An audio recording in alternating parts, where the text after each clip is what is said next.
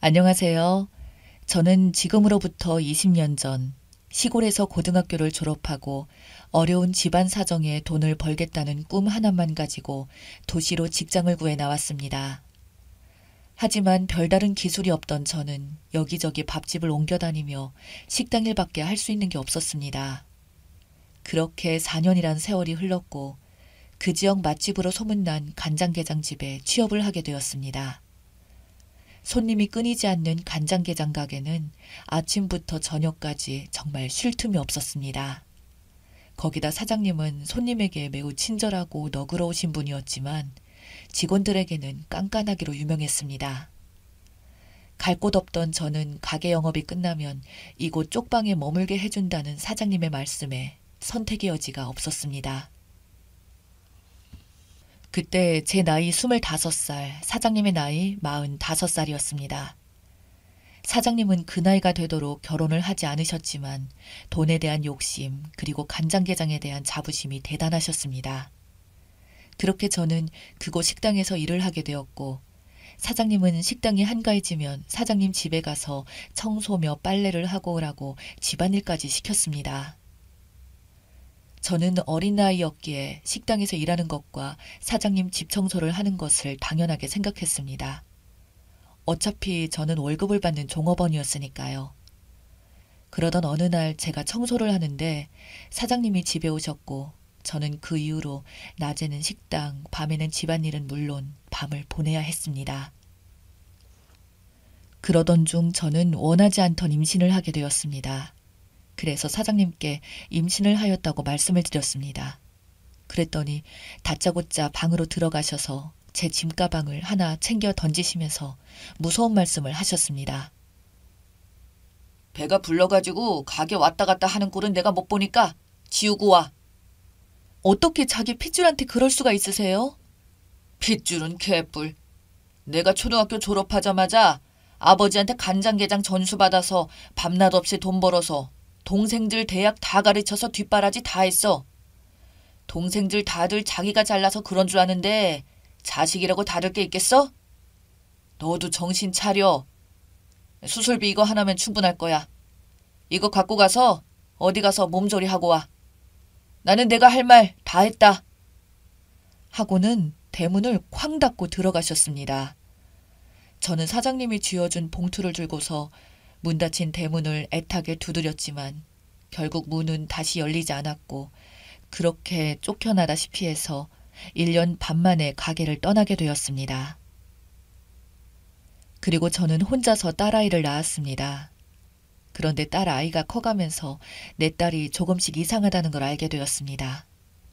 3살이 되었는데도 말도 잘 못하고 말을 하더라도 한 단어만 반복하거나 제 눈을 마주치지 못해 말을 하고 있으면 제 가슴이 답답해서 가슴을 치게 되었습니다. 그래서 결국 병원을 찾았더니 자폐 증상이 있다고 하더라고요. 저는 고개를 저었습니다. 왜 나한테 이런 일이 벌어지는지, 아빠 없이 지금껏 잘 키워왔는데 이 아이를 앞으로 어떻게 키워야 할지 너무도 막막했습니다. 그리고 앞으로 병원 다니고 치료에 드는 비용 어떻게 감당해야 할지. 저는 어쩔 수 없이 간장게장 사장님 가게를 찾아갔습니다. 여전히 장사는 잘 되고 있고 사장님도 여전히 냉정했습니다. 제가 가게로 들어가자 저를 기억은 하고 있었던지 놀라면서 손을 잡아 끌며 가게 건너편 가게로 데려오셨습니다. 그러면서 하시는 말씀이 여긴 네가 웬일이야? 우리 아기가 아파요. 좀 도와주세요. 지금 무슨 소리 하는 거야? 우리 아이라니. 네가 어디 가서 뭔 짓을 하고 다니다가 낳은 애인지 모르겠는데 우리 아이라고? 말 같은 소리 그만하고 다신 내 앞에 나타나지 마. 그렇게 엄포를 놓고는 자리를 떠나셨습니다. 저는 온몸이 부들거리고 소름이 끼쳐서 그 자리에서 움직일 수가 없었습니다. 아직도 전 그 사람 앞에만 있으면 8년 전 그날처럼 바보가 되었습니다. 그렇게 큰맘 먹고 찾아갔던 그 이후 저는 제 가슴을 치며 독해져 갔습니다. 이젠 제가 아니라 이 아이를 위해서라도 그리고 그 짐승만도 못한 인간에게 그 죗값을 치르게 하기 위해서라도 길을 쓰고 살아야 했습니다. 감사하게도 장애인을 위한 다양한 제도들이 있어 사회복지사로부터 도움을 받을 수 있었습니다. 그리고 저는 우리 딸아이가 제게 태어난 것을 후회하지 않도록 정말 열심히 키웠습니다. 딸아이의 자폐는 그래도 더 이상은 많이 나빠지지 않고 차츰 호전하는 반응을 보여왔고 제게도 희망이 차올랐습니다. 그렇게 또다시 10수년이 흘렀고 우연히 지인으로부터 알고 지내던 복지관 선생님으로부터 간장게장 사장의 소식을 듣게 되었습니다. 그런데 제가 전해 들은 내용은 뜻밖이었습니다. 그 지역에서 간장게장 식당을 운영하시는 대박식당 사장님이 여태껏 결혼도 안 하고 열심히 식당 운영으로 버신 돈으로 지역 장학생들을 후원하고 계신다고 그래서 그 학생들이 아버지라고 부른다고 그 인품을 칭찬하는 거였습니다. 저는 기가 찼고 내 속에서 뭔가 올라오려고 하였습니다. 그 실체는 정말 무서운 사람이라는 것을 다 쏟아놓고 싶었지만 저는 꾹꾹 눌러 참으며 쓴웃음을 지었습니다. 제 자식은 나 몰라라 버리고 바깥 세상에선 선인으로 살며 호인처럼 고개 빳빳이 존경받고 있다니 정말 몸서리가 쳤습니다. 그리고 마지막이라는 생각으로 간장게장 사장가게에 제 딸의 손을 잡고 다시 찾아갔습니다. 그런데 바쁜 시간이라며 저를 크게 한번 보더니 건너편 가게에 가서 기다리랍니다. 저는 카페에서 1시간 이상을 제 딸아이와 기다렸습니다. 바쁜 시간이 좀 지났는지 박 사장은 카페로 들어왔고 제가 딸아이에게 인사를 시켰습니다. 진아야, 네 아버지야. 아직 성취하는 아이지만 아이는 박 사장께 인사를 했고 박 사장은 그런 제 딸을 보고는 혀를 찼습니다. 야, 내가 지금 자식들이 얼마나 많은데 네가 감히 이런 걸 내 핏줄이라고 우기는 거야? 사장님은 하나도 안 변하셨네요. 어디서 굴러먹다가 지금 날 찾아와서 냅다 협박하면 통할 줄 알았어? 아무리 그래도 피는 못 속여요. 너 말 한 번 잘했다. 내 피에서 이런 모자란 게 나왔다고? 아무리 그래도 어떻게 그런 말씀을 하세요? 너 입 조심해. 내가 이래봐도 사회적인 지위와 체면이 있지. 왜 창피하게 하니? 너 돈이 필요해서 그래? 그럼 가게 나와서 일해. 내가 월급 줄 테니까. 내가 참 기가 차서. 제가 내 딸이라고?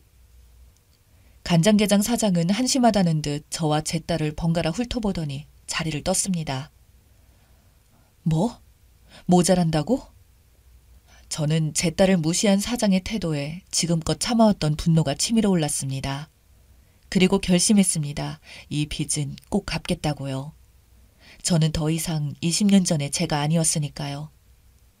저는 다음 날 그 사장 가게로 찾아갔고 가게에서 종업원으로 일을 시작했습니다. 그리고 저는 그때부터 친자 확인에 필요한 여러 가지 증거들을 수집할 목적에만 몰두를 했습니다. 그러나 좀처럼 기회가 오지 않았습니다. 그러다 사장이 매주 목요일 바쁜 시간이 지나면 어디론가 간다는 것을 알게 되었습니다. 그렇게 저의 미행이 시작됐고 저는 간장게장 사장이 한가한 시간대 모텔을 드나든다는 것과 그 모텔 함께 가는 여자가 다방 아가씨들이라는 걸 알게 되었습니다. 아가씨는 한 아가씨도 아닌 건지 돌아가면서 바뀌는 상황이었습니다. 어느 날 저는 디데이를 정하고 월차를 내고 모텔 앞에서 아가씨를 기다렸습니다. 그리고 아가씨에게 부탁을 하였습니다. 방에 들어가서 사장에게 수면제를 탄 음료를 마시게 해달라고. 물론 사례금으로 현금 10만 원을 함께 건넸습니다. 그렇게 저는 사장이 잠든 틈을 타서 사장의 머리카락을 채취하였습니다. 그리고 친자 확인 검사에 들어갔고 친자 확인서를 제 집에 보관하여 두었습니다. 내 나이는 이제 45살이 되었고 사장의 나이 65살이었어요. 그래, 내가 죽기 전에 피 같은 내 딸에게 아비인 간장게장 사장의 재산을 꼭 쥐어주리라 결심했습니다. 그리고 저는 아무 일도 없었다는 듯 일상으로 돌아왔고 사장의 철면피 같은 두 얼굴에 헛구역질이 올라왔지만 그때마다 입술을 깨물며 버텼습니다.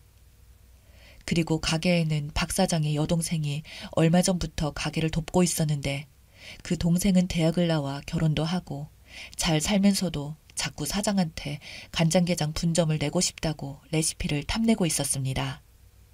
그럼에도 사장은 동생들은 다 필요 없다면서 분점은커녕 레시피도 알려주지 않았습니다. 그렇게 혼자만 영웅으로 사회에 인정 많은 인간으로 이기적으로 살아가는 사람이 사장이었습니다. 그렇게 저의 악몽 같은 시간들은 세월 속으로 흘러갔습니다.